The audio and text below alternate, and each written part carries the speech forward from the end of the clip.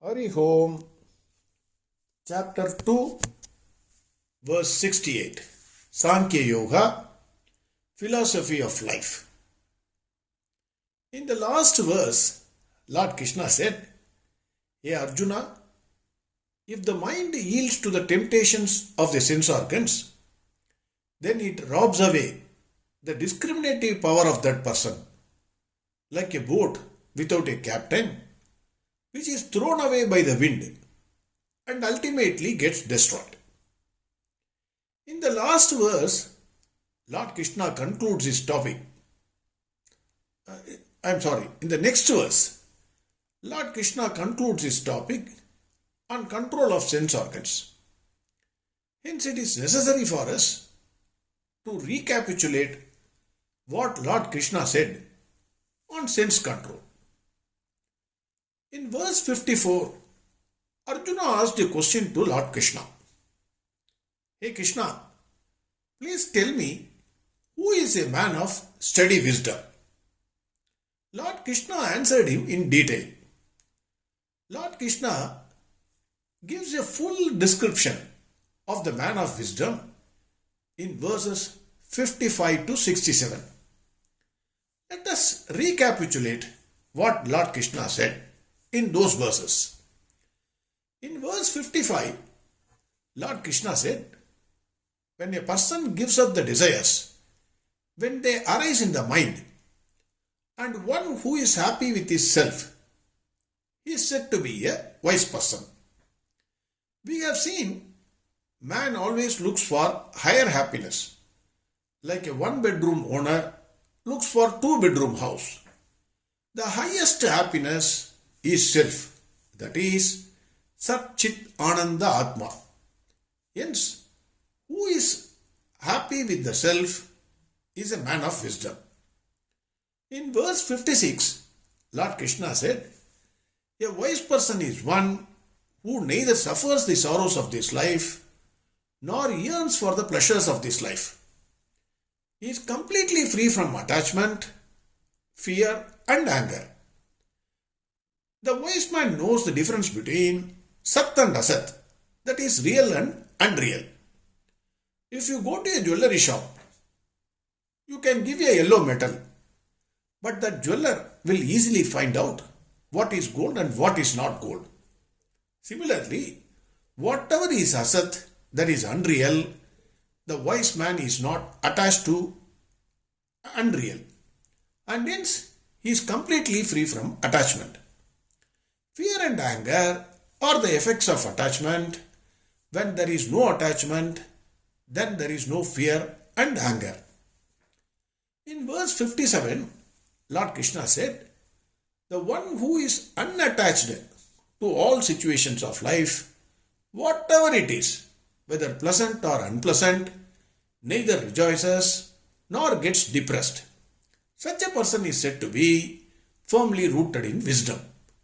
We have seen that a man of wisdom leads his life like a lotus leaf. Lotus leaf is in water but still unattached. It cleans itself with the water. The wise person leads a worldly life but unattached.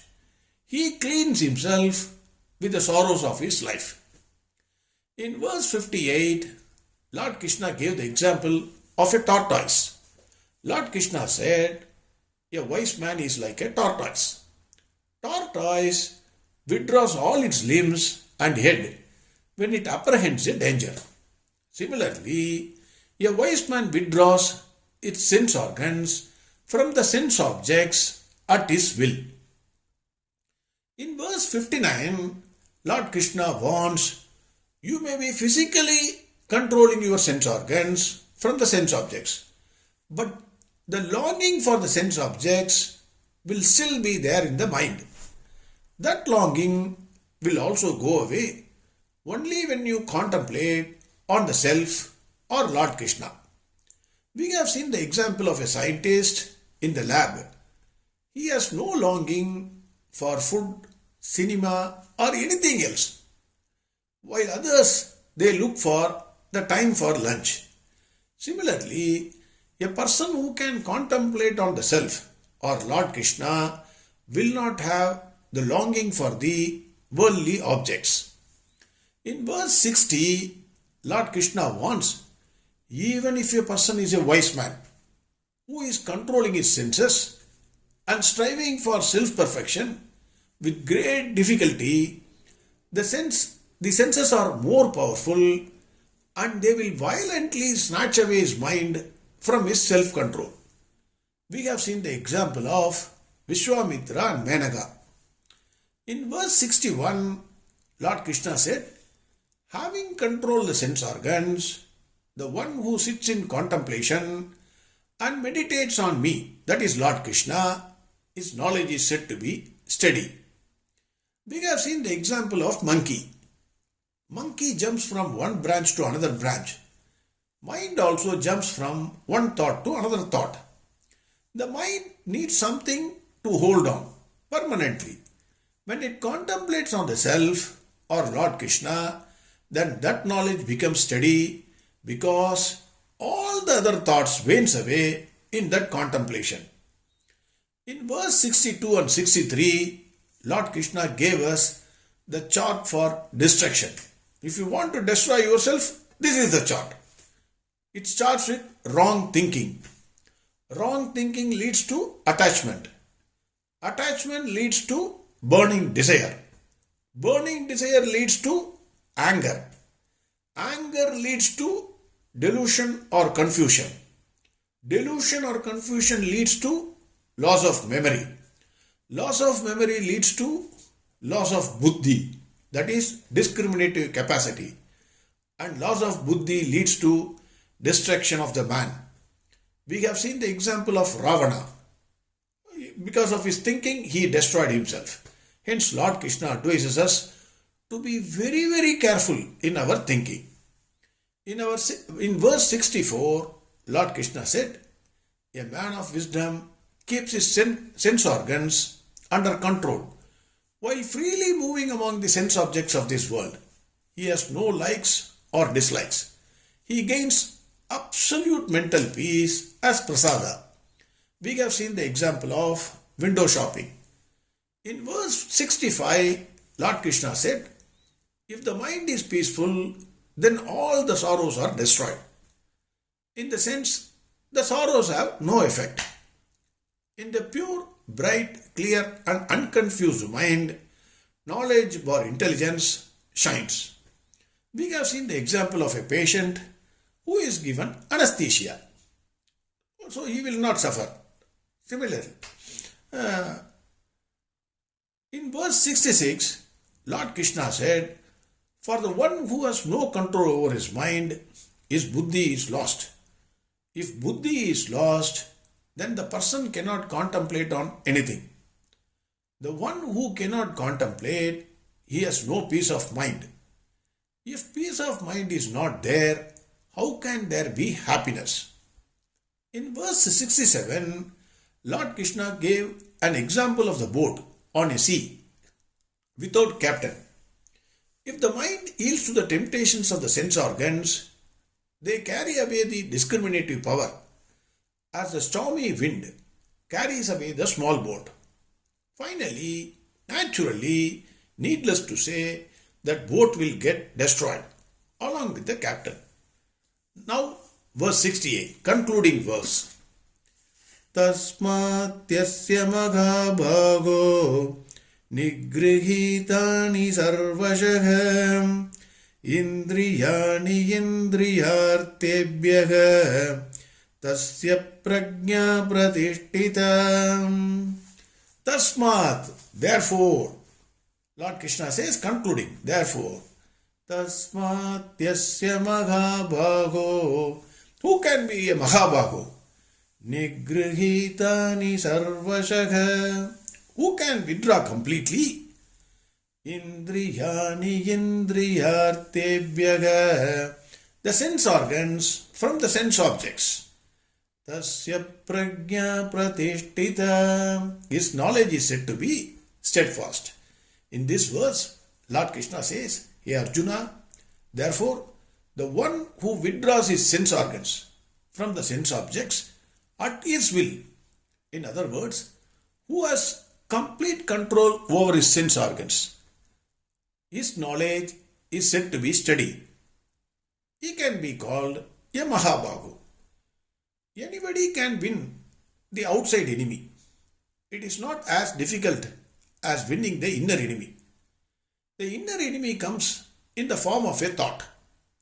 We never know at what point he will come, at what point he will strike, and at what point he will destroy our inner peace and ultimately ruin us. Hence, a man of steady wisdom has to be extremely alert with regard to his inner enemy. He can come even in his sleep. A slight carelessness will result in destruction of even a man of wisdom. Then what to talk about people like us? For even a man of wisdom, his knowledge will be robbed away and that person is destroyed. Hence Lord Krishna cautions all of us to be very, very careful and control our sense organs. If a bucket has a small hole, then the potable water in that bucket cannot stay for long. We have eyes, nose, ears, tongue and skin which can take away our entire wisdom. Hence Lord Krishna cautions us to be very careful and protect us from the destruction. It is difficult but not impossible. The person who can have complete control over his sense organs can only be called a Mahabaho, and he can only be called a man of steady knowledge. For those who think all this is only theoretical, not possible, it is not possible for me. How can this happen? Please remember, practice makes everything perfect.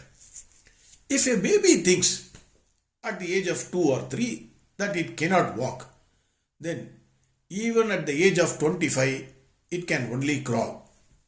The first time when you start for driving, naturally the car will go here and there, but finally you learnt it.